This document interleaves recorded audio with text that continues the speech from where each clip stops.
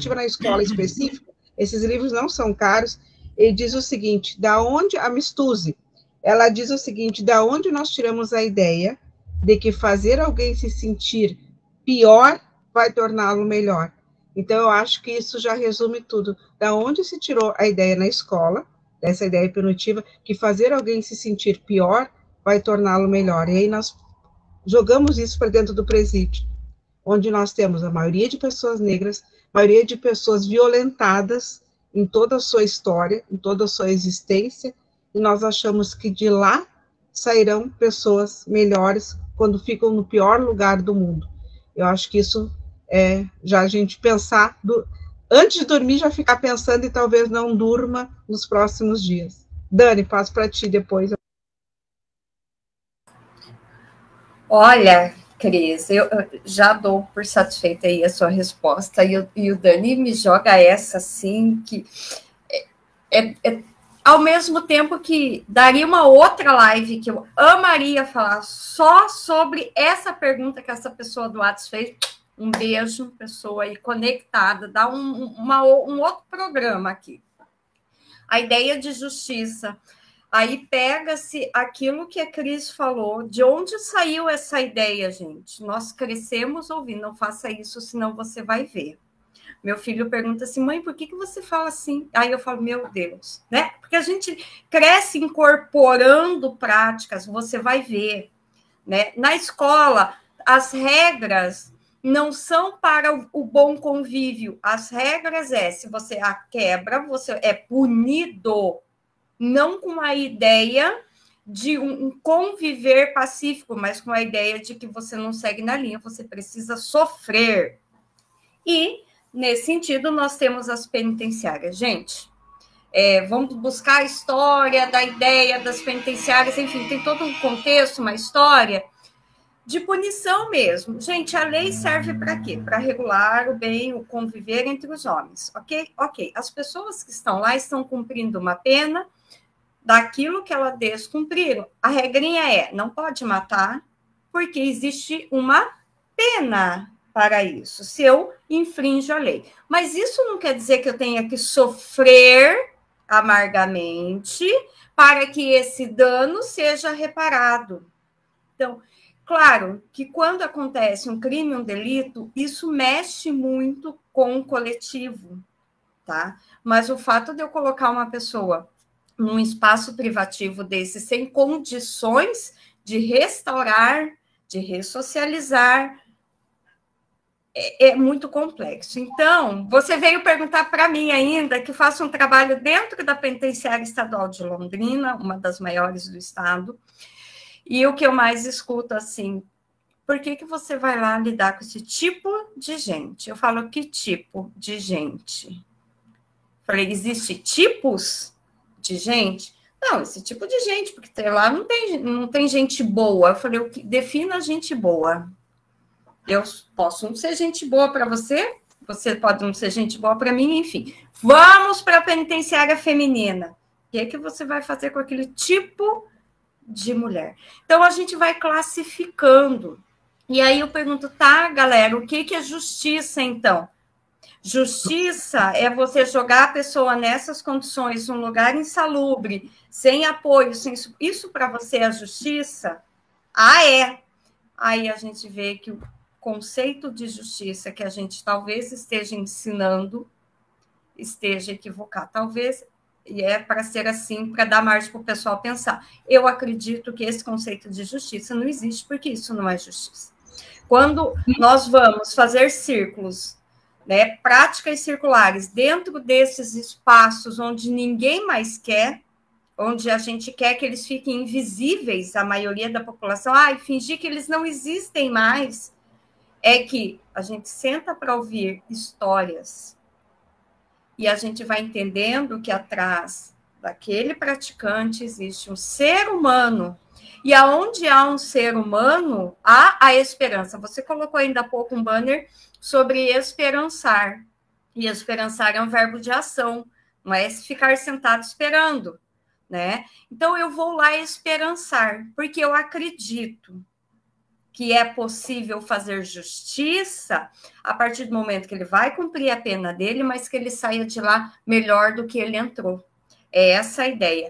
E a Thaís falou das mandalas, né? E olha só como o círculo ele cria ondas. Coincidentemente ou não, para quem acredita em coincidência, eu ganhei essa mandala de uma amiga que foi para a Argentina nas férias, e ela falou, Dani, é de uma tribo tal, contou toda a história. E são pequenos fios que tem aqui. Ela falou, lembrei de você, porque você consegue unir pessoas de diferentes fios. Então, até brincou, parece você é essa florzinha aqui do meio que liga todo mundo. Então, quando eu vou para esses espaços, eu vou com esse intuito, né? É aquele, os diferentes delitos. Isso para mim não me importa quando eu vou para lá, me importa o ser humano que está lá. Cria-se uma energia muito grande e positiva. Então, a justiça, como nós ensinamos hoje, ela está equivocada, tá? E quando eu vou para esse trabalho, eu vou no conceito correto do que é justiça, o que é justo. Justo é aquilo que cabe para todos.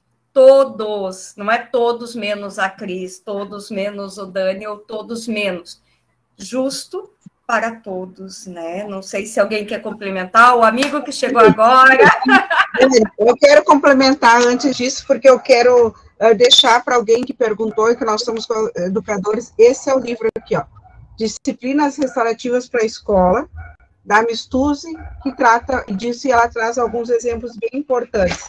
E esse aqui, Justiça Restaurativa na Escola, que traz exemplos também. E quando a Dani disse assim, quando a gente classifica os seres humanos, eu digo que a gente não classifica, a gente rotula. A gente rotula, que é muito pior, e existe um livro, né, Os Rótulos, muito interessante, escrito por um rapazinho aqui de Canoas, que esse tempo foi falar de comunicação não violenta. Então, os rótulos na escola, né, que ele não aprende, que ele não faz, que ele não consegue. E aí eu diria, para quem quer entender o que está passando, esses ali são o pessoal que abraça árvores. Sim, graças a Deus, quando nós encontrarmos árvores, né, porque daqui a pouco nem árvore tem mais para abraçar. Então, sim, a gente acredita nisso, mas para não achar que a gente está fora da casinha ou fora, né, da estação, não, a gente está acreditando justamente no mundo possível, porque esse que está agora não é mais possível, né? A pandemia nos trouxe isso, não é mais um mundo possível, né? Precisa ser um mundo diferente, ou não vai ser para ninguém, não vai ser para os netos, nem bisnetos, nem mais para ninguém. E aí, quem gostaria de assistir, tem o Pearson Ciclo, que é justamente Círculos na Cadeia, feito por uma assistente social, mas ela também é psicóloga, né, psicanalista, e ela vai chamando cada um no círculo e vai dizendo, né, quem apanhou, dá um passo à frente, quem foi torturado, um passo à frente. Gente, tu vai assistindo aquilo ali, eu vou confessar para vocês, eu chorava, né, quem sofreu, não sei, quem já foi estuprado, eram todos homens, né, um passo à frente. Quem apanhou de cinta, isso um passo à frente. E assim, ó, quase ninguém ficou para trás, nem o cadeirante. E aquilo você vai te dando uma agonia, uma questão. Então, assim, ó, quando o professor Marcelo Pelizoli, professor, doutor, pós-doutor Marcelo Pelizoli, que estava há pouco no curso conosco pela UERGS, que estava a Dani, que estava o Diego, que estava a Thaís, ele diz o seguinte, que ele fez muitos círculos no presídio, inclusive no Carandiru, e as primeiras perguntas que eles faziam para eles que iam lá participar, era o que o senhor quer aqui, né? O senhor formado, o que o senhor está fazendo aqui nesse lugar? Eles tinham neste lugar, o que o senhor quer fazer aqui? Né? Eu quero ouvir. E lá pelas tantas, depois, eles falaram tanto, né? E falavam tanto de si, e choraram, enfim, né? E se comunicaram, que eles sentiram falta de escrever para os seus familiares. Não, ninguém aqui está dizendo que a pena deles vai ser reduzida, entendam isso, e para mim, eu estou dizendo isso porque isso eu aprendi, não significa que nenhuma pena vai ser reduzida, não significa que eles não tenham que pagar a sua dívida com a sociedade, mas eles não são só isso, eles são filhos, eles são pais, eles são amigos, em algum momento eles tiveram um sonho, e em algum momento, seja lá por que, não cabe a nós julgar, eles esqueceram de quem eram, inclusive de quem eram humanos. Porque quem está dentro do presídio precisa, para estar lá, esquecer que é humano. Quando eu preciso pegar 2 facas, como contou esses dias um professor, e diz assim, ó, desce para morrer, porque hoje nós vamos diminuir o número que estão dentro dessa cela, desce para morrer, e alguém desce, e eles pegam aquelas facas e nenhum carcereiro se envolve, a gente fica perguntando que tipo de humanidade é essa? Pensar que algum dos nossos parentes, por qualquer motivo, pode parar num lugar desses, é de arrepiar. Pelo menos para mim é. Ufa, é como disse a Dani, né? Estudar lives e lives e, né, horas e horas, dar um seminário, né? Porque Mas eu queria dar boas-vindas ao Diego, né? Que estava com imprevisto e se somou a nós aí. E, enfim, Diego, acho que tu escutou um pouco, né, do que o pessoal está dialogando, mas se tu quiseres trazer, eu acho que a gente pode partir talvez da tua experiência, né? Algo relacionado à justiça restaurativa, cultura de paz. E aí eu dou a palavra para ti, então, uma saudação, boa noite, seja bem-vindo. E a palavra está contigo, Diego. Boa noite. Não, gostei muito de tudo que está sendo dito. Eu acho que o que eu poderia trazer ao se falar dessa justiça é relembrar o livro do Hellinger, que é o precursor das constelações familiares, quando ele traz a simetria oculta do amor. E aí a gente começa a pensar o que é essa justiça mesmo, porque dentro das famílias existem dinâmicas ocultas, e aí tem toda uma polêmica, mas nós vamos iniciar uma nova turma de constelações familiares, e uma das coisas que nós vamos discutir é do direito sistêmico, da polêmica contra as constelações na mídia. Muitas vezes é difícil fazer constelação no fórum, mas dá para fazer na escola, dá para fazer no NASF, onde eu trabalho, né, dá para fazer em outros ambientes de saúde. Os círculos são sempre a solução. Quando você faz os círculos, você vai ver direitos agressores. Por que a gente atende o agressor lá no CAPS, atende lá no CRAM, atende lá no CRES? O que foi que levou àquela agressão? E aí tem aquelas máximas do direito sistêmico que são muito polêmicas, quando fala assim, não é uma inocente. Opa, isso é muito forte, isso é difícil. Mas em alguns casos, existem dinâmicas inconscientes que daí teria que vir psicólogos para ficar falando e falando e falando, lives e lives, como vocês disseram. Então, assim, é muito fácil julgar, qualquer um julga. Mas as constelações familiares nasceram justamente de pessoas como Hellinger, que observando os Zulus, via o jeito que eles tratavam as pessoas dentro de círculos, onde em vez de excluir, você olhava para o lado bom daquelas pessoas. Então, existem agressores e agressores. Existem agressoras e agressoras. Cada caso é um caso. Será que a gente tem que passar régua assim? Tem que sair nivelando por baixo ou por cima? Não dá para olhar com esse olhar mais caloroso, mais amoroso, que todas as oradoras falaram aí. Eu recomendo para quem quer entender melhor, porque às vezes as pessoas querem entender o que está acontecendo, né? E às vezes não é caso de entender, é para sentir. Você fala de campo morfogenético, essa coisa das constelações, justamente para aprofundar, para fazer um genograma daquela família, fazer um ecomapa. São instrumentos do Ministério lá, oficiais, que ajudam a ler direitinho assim, aquela dinâmica. Há quantas gerações está acontecendo isso? Vamos olhar, não é, como a professora Maria Cristina está falando, não é dar desculpa. Não é inocentar ninguém, passar mão na cabecinha. Não, a gente está tentando olhar até para que as próximas gerações sejam diferentes, para que os ambientes sejam menos tóxicos, um novo diálogo, para que tudo isso que foi falado aqui possa se promover. Então, a gente está quebrando elos, né? A gente está trabalhando com transgeracionalidade. Então, eu gostei muito de tudo isso que está sendo falado, e felizmente a professora Maria Cristina está com muita sorte que eu consegui resgatar o tambor aqui, ó. Ótimo, vamos finalizar depois com o tambor. Eu lembro de uma situação, de um serviço proporcionado também, que eu vivenciei, e era de uma colega minha na época da faculdade, e a gente iniciou o trabalho de atendimento, eu não gostava muito do nome, né, mas não cabia a mim, mas que era Serviço de Atendimento ao Homem Agressor, que eram para homens, né, que cometiam violência com mulheres, né? e eram muito questionados por que nós estávamos fazendo aquele atendimento para aqueles homens, né?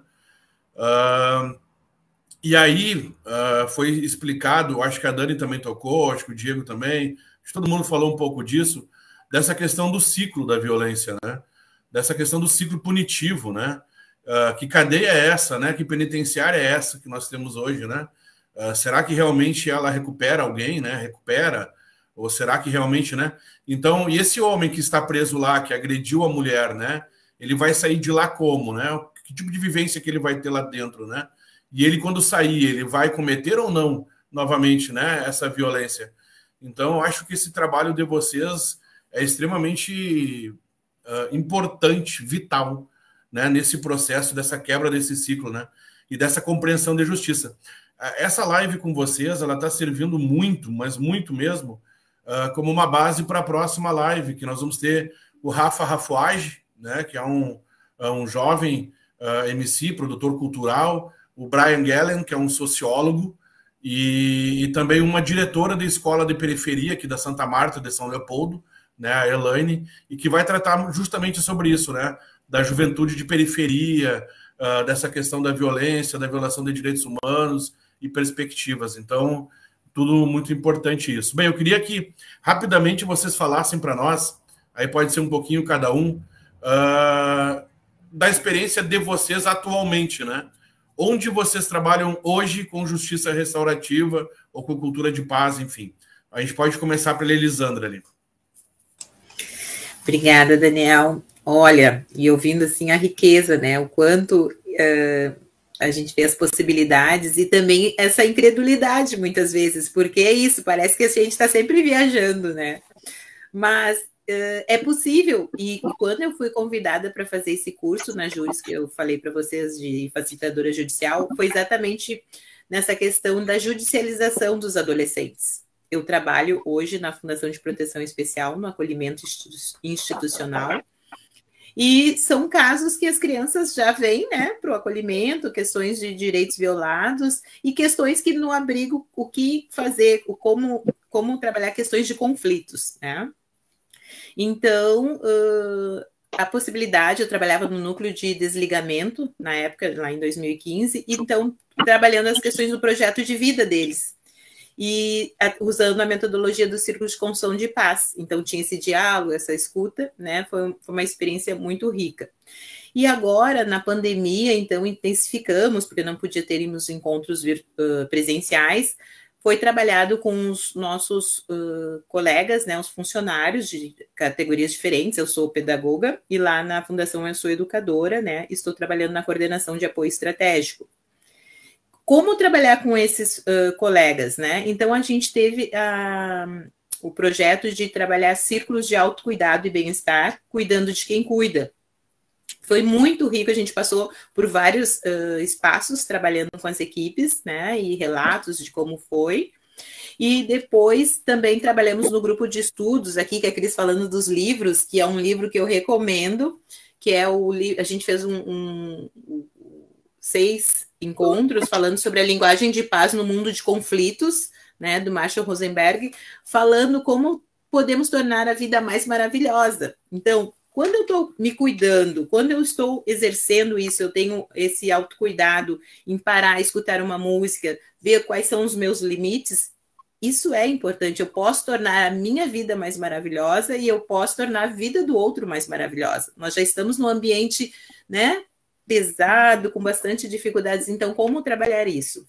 E um outro que foi há pouco, assim, foi acho que umas 2 semanas que fizemos também com adolescentes daí, eu e uma outra colega, a Graziele Ramos, a gente fez um círculo de sensibilização de 20 anos da Fundação, mas a comunicação não violenta divertidamente, usando o jogo Grok, né? Então, assim, foi muito legal, foi muito real e trabalhando na prevenção. A gente descobriu que a importância disso, dessa judicialização, é trabalhar a prevenção antes do conflito. Como eu posso fazer? Como eu posso exercer essa escuta? Então, é uma experiência muito rica e a gente pode falar mais em outro momento, mas eu vou deixar para os colegas. Sensacional. Fala, antes de eu cair, tô com medo de cair de novo. Daí eu caio e volto, duro na queda. Desculpe atropelar, mas realmente conexão. Gente, eu me conectei com o Daniel quando ele falou. Atualmente a gente está nos projetos da Comissão de Justiça Restaurativa da OAB, trabalhando o GRG, Grupo Reflexivo de Gênero, então trabalhando diretamente com os ofensores, né, com vítimas, também trabalhando círculos universitários, trabalhando com consultorias, né, para implementar em prefeitura dos locais que não têm restaurativa ainda, e cursos para facilitadores. Então, na grande realidade, a gente percebe a restaurativa como uma ferramenta verdadeiramente potente para mudança e para conectar pessoas. Eu gostei que todo mundo, né, estava falando ali da questão do diálogo, como justiça dialogal verdadeiramente, e todos esses espaços institucionais ou corporativos ou qualquer comunidade para que se consiga conectar, fazer boas conexões entre as pessoas, tanto no ambiente jurisdicional ou pré-processual, quanto fora, de modo comunitário, né, na linha de vários colegas que já trabalham diretamente utilizando as mesmas ferramentas, né. E é isso aí. Muito bom. Quem mais? Quem se habilita a ser o próximo? Dani, Cris, Diego? Diego, nós vamos te dar a oportunidade, já que tu está aí nesse lugar maravilhoso, na Bahia, e tu falou menos. Tá tudo bem, gratidão, mestre. Eu acredito na proposta do NASF. O NASF, ele é um órgão que trabalha junto à atenção básica aos pós-saúde. Núcleo de Apoio à Saúde da Família. O nosso teve uma questão governamental, onde os NASFs foram descontinuados, parou de ter financiamento do governo federal. Então, só alguns municípios resolveram manter o NASF por conta disso. O nosso município aproveitou para não manter, mas reformular. Já que esse é financiamento municipal, então vamos fazer um novo projeto. Vamos começar a trabalhar online, vamos trabalhar melhor as parcerias. E aí, frutificou muito trabalho com o Sejusc. O Sejusc nós iniciamos fazendo um trabalho uma vez por semana, e deu tão certo que hoje, praticamente, eu trabalho 6 dias na semana com o Sejusc. Por exemplo, eu fiz uma constelação organizacional no Instituto Terra Mater, no sábado passado, representando o Sejusc. Era só na sexta. Poxa, até no sábado. Então, foi feita uma outra constelação com um casal na quinta-feira, que foi um trabalho lindo. Foi restaurativa e sistêmica. Lembrei das professoras. Foi um trabalho muito bonito de conciliação de um casal. Foi muito bonito mesmo. Então, assim, nós trabalhamos regularmente nas escolas, através da inclusão do Programa Saúde da Escola, trabalhamos com o pessoal do CAPS, trabalhamos com o pessoal do Lar dos Idosos, a questão da violência contra o idoso. Então, a gente trabalha muito essa parte também, a questão das crianças. Então, assim, as práticas integrativas e complementares em saúde, a parte integrativa, a parte sistêmica, né, a própria acupuntura, a auriculoterapia, o reiki, todas essas práticas aprovadas, elas casam perfeitamente com as práticas restaurativas. Isso é um casamento, e tanto. E o bom é isso, que a gente não precisa se deter somente no presencial. A gente consegue trabalhar no online muito bem. Então, a cultura de paz, ela nos inspira demais. Pelotas nos inspira demais. Aí agora, bom, a professora Thaís, eu sou suspeito para falar dela, porque ela veio, plantou aqui na Bahia, a Justiça Restaurativa, deixou a semente virou uma árvore, a semente da professora Thaís virou uma árvore, né? E aí chega a Viviane, né? Chega a professora Maria Cristina e as outras pessoas que tanto agregam. A gente está fazendo trocas sistêmicas em nível de rede e alcançando um ponto que, na minha concepção, nunca aconteceu isso no Brasil. Eu sou um militante do SUS desde a época da faculdade. Eu milito desde 98. Eu sou aquele camarada assim que fazia manifestações, trancava as ruas em Santa Maria, mas sempre na paz. Sempre na paz, sempre contra vandalismo, contra bagunça, contra violência. Então, até a cidadania tem que ser sistêmica. A forma de navegar tem que ser sistêmica. Senão as pessoas começam com cyberbullying, tal. Todos esses projetos aqui que nós utilizamos hoje, todas essas discussões, né, toda essa coisa de vamos além de Paulo Freire, vamos além de Paulo Freire. Tudo isso nasce nessa base restaurativa.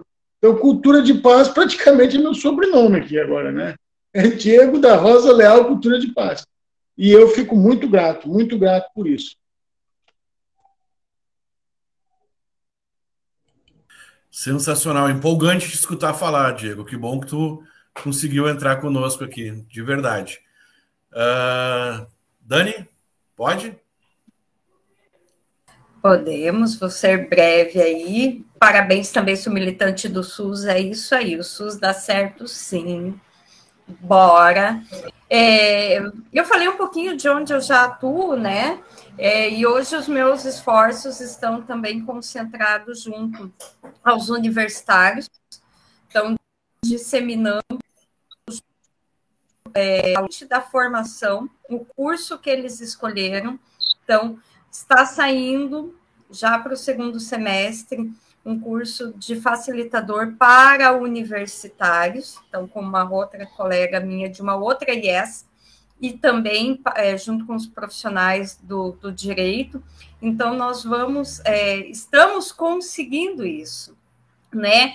Então, vai chegar mais pedagogo daqui a pouco, falando disso, vão chegar mais advogados falando disso, vão chegar contadores, administradores, enfim, a JR não é uma coisa lá do direito, porque aqui é uma disciplina também, nós trabalhamos muito isso, mas todos os profissionais vão passar a escutar. Se vai frutificar, não é essa a intenção, mas o que vale é nós semearmos. Então, essa é a minha meta agora, junto com os meus profs, né? E aí os trabalhos que nós desenvolvemos junto à comunidade, que eu já falei, né? Serviço de convivência, né? As UBSs penitenciárias, onde chamar, nós vamos. Eu tenho uns parceiros aqui da hora, gente. Um não pode, o outro vai. É sábado, domingo, feriado. Prof, tem um grupo aqui que vocês fizeram um trabalho tão bacana. A gente nunca sabe o resultado disso depois, porque às vezes demora para frutificar, demora porque é uma semente que demora para germinar. Mas quando fala volta aqui, então a gente vê que isso dá certo. Não é um trabalho feito em escala, não é esse o objetivo, mas assim, impactar vidas. E estamos aí, Cris, Elisandra, Diego, prazer te conhecer. Já passo contato, viu, Cris? Porque já curti, já carimbei, tá legal. Dani, obrigada. Cris? Assim, ó. Então, esses aí, com licença, são todos meus conhecidos, meus amigos, com licença. Então, é isso, ó. A rede vai se formando dessa maneira, com essa potência, com essa energia, com esse acreditar de que as coisas podem ser diferentes, né? Porque nós nos reconstituímos. E aí o Diego traz algo que eu acho bem importante de todas essas pessoas que estão lá na prisão, e eu confesso que não seria um trabalho, eu disse isso há pouco no curso que eu estava participando, não seria um trabalho que eu seria capaz de fazer com toda a minha boa vontade, com tudo que eu gosto da justiça restaurativa, porque são muitas dores, né? E para ti chegar lá e ouvir que toda uma história de uma criança poderia ter sido diferente se no momento certo ela tivesse tido as oportunidades certas, com o apoio certo, ele seria outra pessoa, isso me quebra de uma maneira que eu diria assim, ó, que é pior do que a espada do Jedi, me corta no meio, né? Até porque eu trabalho com educação e com crianças, e eu olho para eles, eu penso só que tudo vai ser muito bom, que eles vão ter um futuro, que tem esperança. E quando eu chego num espaço desses, é como se toda a minha esperança é o único momento que a minha energia é cortada na raiz, porque eu fico pensando, poxa, e agora, com todas essas dores, o que a gente faz, né? Então, cada um nos seus espaços, viva a pastoral carcerária, que faz um trabalho que eu vou tirar o chapéu a minha vida toda, pelo trabalho que eles fazem. Eu mesmo sou admiradora de muitas, né? Então, é isso, né? É saber de que maneira posso fazer diferença, e daí vem o projeto de vida, que tanto está aí, né? Trabalhar o projeto de vida com é isso, é fazer esse rascunho, esse amplo rascunho daquilo que eu quero para mim e qual é o meu propósito. E eu acho que todos nós estamos aqui, é justamente isso, é pensando um propósito. O meu propósito de vida, ainda que seja aos 53 anos, é saber que quando eu sair da educação, e Oxalá, que eu estou querendo que a aposentadoria viesse logo, o que eu vou fazer de diferente para valorizar e para poder agradecer, de alguma forma, todas essas pessoas boas que passaram para a minha vida, para mim, que nasci lá da Dona Isilda Eni de Oliveira, que tem o 5º ano, que nasceu em casa de chão batido, que passou em orfanato, né? E eu encontrei várias pessoas que me deram oportunidades, e pessoas boas mesmo, que deram meu primeiro emprego, que foram capazes de me proporcionar faculdade, e que foram... De que maneira eu posso devolver tudo isso de alguma forma? Eu vou chegar a esse ser humano? Talvez nunca, mas a intenção é toda essa, né? Isso é projeto de vida, isso é o que eu vim fazer neste mundo. Então, eu acho que a justiça restaurativa me levou de novo para esse lugar e pensar assim, ó, o meu mundo só é um mundo melhor se o mundo do outro também for, né? Então, é todas essas questões. Então, o que eu tiro disso tudo, que a justiça restaurativa é isso, é simplesmente entender que o outro é só o outro, com tudo aquilo que ele é capaz de fazer naquele momento, e que com todas as suas falhas foi o melhor que ele pôde fazer naquele momento, né, Diego, tu que é da constelação, é mais ou menos por aí. Então, eu estou nessa ponte entre tudo de bom que eu acredito na constelação e tudo de bom que tem na justiça restaurativa e tudo de bom que tem nos meus valores. E eu continuo acreditando. Então, onde eu desenvolvo tudo isso aí? Na educação, naquele lugar onde eu sei ser eu mesma, né? Então, eu fiz alguns projetos em parceria com a Elisandra, né? Ela estava nos projetos, foi um projeto que eu lancei aqui na SMED de Sapucaia do Sul, eles aceitaram no pós-pandemia, de trabalhar com os alunos com projetos de vida, trabalhando isso no online, e ao mesmo tempo depois eles iam para salas para ter os círculos. Então, eu falava de projeto de vida, era feito o teste vocacional, e depois eu vi que não ia dar conta do próprio projeto, né? Porque eu lanço a pedrinha e depois tem que levar na cabeça. Aí, então, convidei pessoas de todo o Brasil para fazer parte disso. Esse era aberto para a comunidade. Aí, junto com a Elisandra, isso não bastava, a gente resolveu, então, em sábados, fazer ciclos de construção de paz online para a comunidade, para quem quisesse. Fizemos muitos amigos. E fazendo, claro, círculo de construção de paz aqui, nas escolas onde eu trabalho. Aí, sempre assim, né? Acreditando... ninguém acredita, ninguém ajudava, ninguém vai dar o espaço, mas, enfim, de tanto acreditar, o espaço foi se abrindo. E agora, esse último projeto, então, tem sido com a Associação dos Orientadores Educacionais do Rio Grande do Sul, com apoio da Faculdade Dom Bosco. A gente está indo para a 4ª edição, terminamos agora e já estamos sabendo que vai ter a 4ª edição, se Deus quiser, que é o educador e as práticas restaurativas, o gerenciamento das emoções. Isso foi uma ideia que surgiu lá no pós-pandemia, eu, enquanto orientadora, o que a gente poderia oferecer, a UERGS entrou em contato, perguntou o que poderia ser feito, e aí desse curso nós já estamos com 28 painelistas que falam desde justiça restaurativa, práticas, suicídio na adolescência, suicídio e luto na infância, constelação familiares, que foi com o Diego, que tem a Dani com cultura de paz, e tem tantos outros, né, questões. Então, eu estou entre onde vão me chamando. E também, agora, ao mesmo tempo, né, terminou esse, mas eu estou, né, então, fazendo a formação para Alvorada, em justiça restaurativa, voltada para orientadores. Nós estamos também indo para... Eu comecei a formação num ano, todo online, foi o ano passado. Esse ano, então, eu estou indo, que eles chamaram novamente, para fazer toda a formação no presencial. Né? Então, para orientadores e para, lá eles chamam de professores de projeto, né, que são voltados a isso. Então, onde me chamar, eu estou que nem a Dani, facilzinha, me encontro nos lugares aí, onde chamar para falar de justiça restaurativa, pedagogia sistêmica e luto no infanto-juvenil, eu estou lá. A gente fez um trabalho também o ano passado com a CRE, que tratava justamente disso, né, de luto e suicídio no infanto-juvenil e como lidar com as questões do luto na escola. Acho que resumindo. Resumindo, diz ela, né? Tá bom, gente. Bom, eu vou de imediato, né, passar para você. Fechou o som, fechou o som, fechou o som. Não fui eu dessa vez. Depois a gente vai passar para o Diego lá no final, mas antes eu quero que vocês deixem uma última mensagem, né, para quem está nos assistindo, daquilo que for que vocês queiram dizer, né, à vontade, assim, né, livre.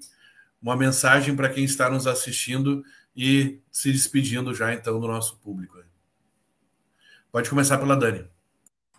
Tão perigoso falar assim, vou deixar vocês à vontade, gente. Não faz mais isso, tá, Dani? Mas o que eu tenho, eu escutei uma coisa, uma frase essa semana, e ela tem ecoado muito, e as falas de hoje vêm bem ao encontro, né, disso tudo, que diz assim, entre a vida e a morte, o amor está no meio. Entre a vida e a morte, o amor está no meio. Se eu ler de trás para frente, o amor está no meio. E ele sempre esteve no meio, né? E aí a autora falava assim, pois esse meio é a vida que a gente escolhe viver. Então, se entre a vida e a morte o amor está no meio, foi assim que eu escolhi viver. E ele tem me retribuído. Acredito muito na energia do universo, eu acredito muito em tudo de bom que eu passo, que eu faço. E eu falo, não vim nesse mundo passear, não vim nesse mundo para fazer nada, eu vim para contribuir. Então, que entre a vida e a morte o amor está no meio, foi essa vida, e eu agradeço muito conhecê-los. Obrigada, Cris, pela oportunidade. Só me mete em coisa boa. Né, Elisandra, te ver, Thaís, prazer, Diego, sensacional, e Dani, sucesso aí ao seu canal. Pessoal, bora divulgar o canal do Dani, só papo bom, só papo cabeça, e eu acho que é isso que a gente precisa. Boas notícias. Obrigada. Obrigado, Dani, muito legal. Prof. Maria Cristina. Então, eu pensei tanta coisa para dizer nesse finalzinho, mas eu vou ter que ir para o lado da poesia, né? Não adianta, porque a formação primeira de língua portuguesa, ela não me abandona, né? Então, a gente sempre acaba se denunciando. Então, diz o seguinte, por tudo que fomos, por tudo que não conseguimos ser, por tudo que se perdeu, por termos nos perdido, pelo que queríamos que fosse e não foi, pela renúncia, por valores não dados, por erros cometidos, acertos não comemorados, palavras dissipadas, versos brancos, chorei pela guerra cotidiana. Pelas tentativas de sobrevivência, pelos apelos de paz, pelo amor derramado, pelo amor ofendido, pelo amor aprisionado, pelo amor perdido, pelo respeito empoeirado, pelo carinho esquecido, pelos sonhos desafinados, pela culpa, toda a culpa, minha, sua, nossa, por tudo que foi e voou e não volta mais, pois que hoje é já outro dia, chorei. Apronto agora os meus pés na estrada, ponho-me a caminhar sob o sol e vento, vou ali ser feliz e já volto. Caí de Abreu. Arrasou, Cris. Muito bom. Passo para a Lisandra. Que coisa boa, né? Hoje tivemos essa noite várias possibilidades, pensando nessa época, né, de políticas públicas, o que fazer. Então, aqui eu acho que a gente deixou um convite, né? Tantas pessoas podem se envolver e multiplicar pessoas importantes que poderiam estar fazendo a diferença. Então, é o nosso convite. É uma maravilha ter a Prof, né? Que a gente passou quase um ano junto, só no virtual. A Cris, maravilhosa, que sempre está nos motivando também. E eu vou compartilhar algo especial da Kay Pranes, que nos inspira. Todos nós temos uma ligação, então, um pouquinho da Kay, né, do Círculo de Construção de Paz, esse convite à cultura de paz. Necessita de mudanças diárias para podermos alcançar um bom resultado. Então, esse é o convite. Não somos perfeitos, né? Não vão olhar para a minha vida e achar que eu sou perfeita, porque eu não sou. Mas eu tento, eu escolho, né, essa cultura de paz. E esse é o convite, todos nós podemos escolher, né, essa cultura. E às vezes é difícil, às vezes a gente não consegue, mas aí a gente retoma e faz de novo. Então esse é o convite. Vamos escolher. Ufa, muito bom. Thaís, sua última mensagem, Thaís, se despedir do nosso Então, público. sejamos aqueles que estávamos esperando, que é um trechinho que eu gosto, sejamos aqueles que estávamos esperando, e também trazer a ideia da comunicação não violenta, né? Que é a violência, a manifestação de necessidades não atendidas. Então, eu fico muito feliz quando me reúno com pessoas afins, não é casualidade, é sincronicidade de pessoas da mesma vibração e que acreditam nos mesmos ideais. E estar aqui traz muita esperança e certeza de que dá para mudar. Muito bom. Então, antes de passar para o Diego, vou deixar para o Diego finalizar para nós. Eu vou deixar uma mensagem. Na verdade, normalmente eu leio uma poesia, falo, né, um texto de alguém, mas dessa vez eu vou fazer diferente. Eu vou deixar uma frase da minha mãe, né, que é a nossa mãe, né, Cris? Da professora Maria Cristina, minha irmã. Muito obrigado, né, por essa oportunidade, pela oportunidade de conhecer essas pessoas maravilhosas que só me enriqueceram, né, nessa noite. E tenho certeza que a nossa audiência foi muito bacana para a primeira live, muito legal. E eu quero dizer para vocês o seguinte: vocês estão sempre convidados e convidadas a estarem aqui com a gente, né? E me empolguei ainda mais com a cultura de paz e com a justiça restaurativa. Muito obrigado mesmo, de verdade. Agradecer a todas e todos que nos assistiram, né? Esse é um projeto que está só se iniciando, e com a participação de todas e todas vocês, tenho certeza que ainda vai muito à frente, vai trazer muitos debates legais. A frase da minha mãe é, e ela me falou isso ontem, né? E é muito simples, né? Mas você foi útil para alguém hoje, né? Então, acho que essa reflexão, ela já nos diz muita coisa, né? Então, eu deixo essa frase da minha mãe, que a gente procure ser útil ao outro, ao próximo, né? Às pessoas, que a gente acorde de manhã pensando em ser a melhor pessoa possível dentro do que a gente, dos nossos limites e das nossas possibilidades, para nós e para o outro. Eu acho que se a gente conseguir cumprir essa tarefa, a gente já está num caminho bem bacana. Então, Diego, deixo para ti aí a finalização, né, da nossa noite de hoje. Gratidão. Então, vamos encerrar cuidando da gente um pouquinho. Nós vamos encerrar com uma prática corporal sistêmica, poderosa, uma meditação. Todo mundo pode botar o pé descalço, se for possível, se não for congelar a ponta do dedo, né? Estou tirando onda, porque eu estou na Bahia, né? É duro isso, né? Que coisa! Nós trabalhamos a cultura de paz nas organizações. Então, as organizações precisam que a gente use a nossa liberdade de escolher, as nossas escolhas, para controlar aquilo que nós podemos, que é o nosso corpo. Nós precisamos de resiliência. Então, nós podemos utilizar a medicina tradicional chinesa, o shiatsu, para fazer isso todos os dias. Então, o desafio é fazer shiatsu 7 dias seguidos. Todo mundo vai fazer shiatsu, né? Aqui no pescoço, que é a área do conflito, onde está o meu conflito entre razão e emoção. Nós vamos utilizar a ponta do dedo polegar, é o símbolo da autonomia, é onde encerra o meridiano do coração. Então, nós vamos utilizar essa almofadinha do dedo para trabalhar, e também o dedo indicador. Nós vamos massagear a nossa orelha, toda a orelha, cheia de pontos da acupuntura, levando em consideração que a orelha é como se fosse um feto, né? Bebezinho na barriga da mãe. O lóbulo é os pontos da cabeça, em volta a coluna, dentro da orelha, os pontos dos órgãos, onde estão as emoções. Então, é essa área que nós vamos trabalhar. Enquanto eu faço a meditação utilizando o tambor, ninguém pode ficar com a mão parada. Todo mundo tem que massagear a orelha, o pescoço ou as mãos. As mãos também. Aqui, o dedo médio, na ponta do dedo médio, onde está a cabeça, os pontos da cabeça. A segunda parte é a parte do pescoço, e a terceira, a área onde está o coração e o pulmão.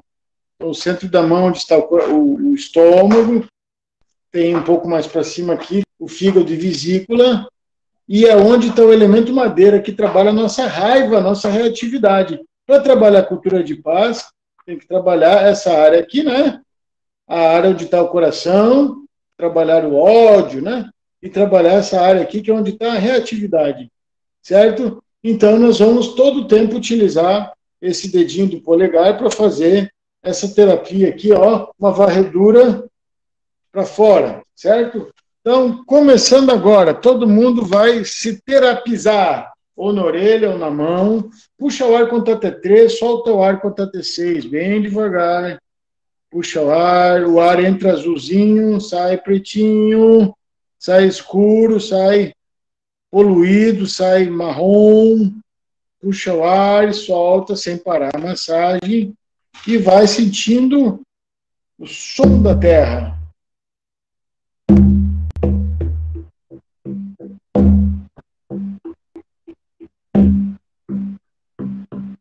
Vai se conectando com o seu corpo. Puxa o ar, conta até 3, solta o ar, conta até 6. Vai percebendo quais são as partes da mão, da orelha, que estão doendo mais. As partes mais sensíveis são as que estão com a energia bloqueada. Teu corpo está falando contigo, está te dando um sinal, você vai adoecer. Vai adoecer fisicamente ou das emoções. E pior do que isso, talvez você faça os que estão ao seu redor adoecer. Você que está em casa, presta atenção. Veja se você não está fazendo o outro ao seu redor adoecer. Puxa o ar, conta até 3, solta o ar, conta até 6. E vai regredindo, volta lá atrás.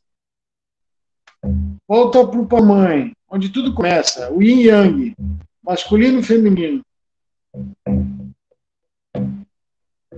Olha para esse pai, sente ele atrás do braço direito, atrás do ombro direito, e essa mãe atrás do ombro esquerdo.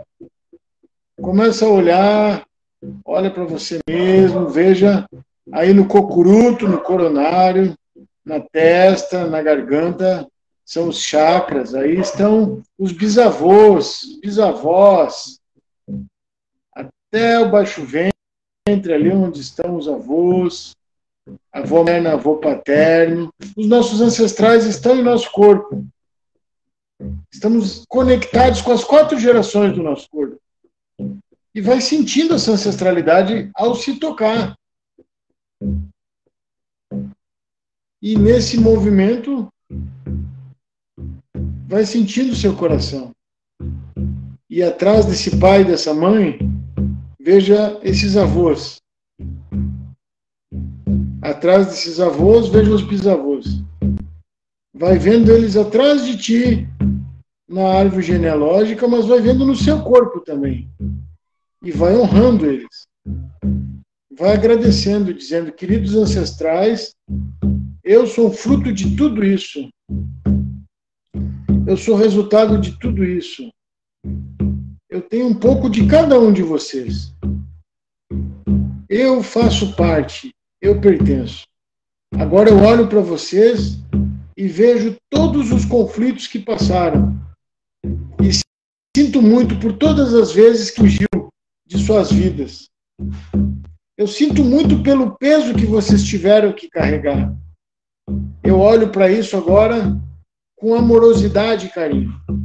E eu deixo isso com vocês, porque isso é muito pesado para mim. Eu sou pequenininho e vocês grandes. Nesse momento eu só dou conta do meu coração e desse peso que eu dou conta de carregar. O peso que eu carrego, o fardo que eu carrego e a alegria que eu carrego. A vela com a luz para levar a paz. Desse peso eu dou conta. Da minha vida eu dou conta, ancestrais. Eu agradeço profundamente por terem me fortalecido, por terem me cuidado, por terem tornado possível que eu chegasse até aqui. E agora eu já posso fazer coisas muito boas na minha vida. E na minha comunidade. Também homenagem a vocês.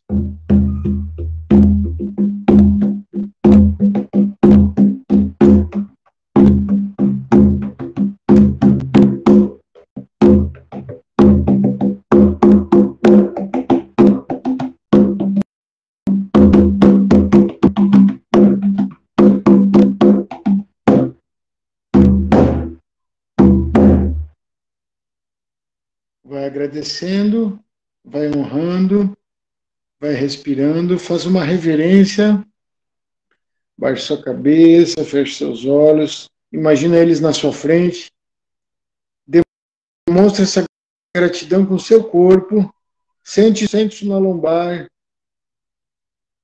realmente diga para eles, eu sou pequeno e vocês os grandes. Muita gratidão. Um abraço para todo mundo. Obrigado. Boa noite. Com muita paz. Que coisa boa, Diego. Que coisa boa. Sensacional, gente. Obrigado por tudo. Valeu. Né? Uma boa noite a todas e todos. E até a próxima. Tchau, tchau. Obrigada, Daniel. Valeu. Beijo.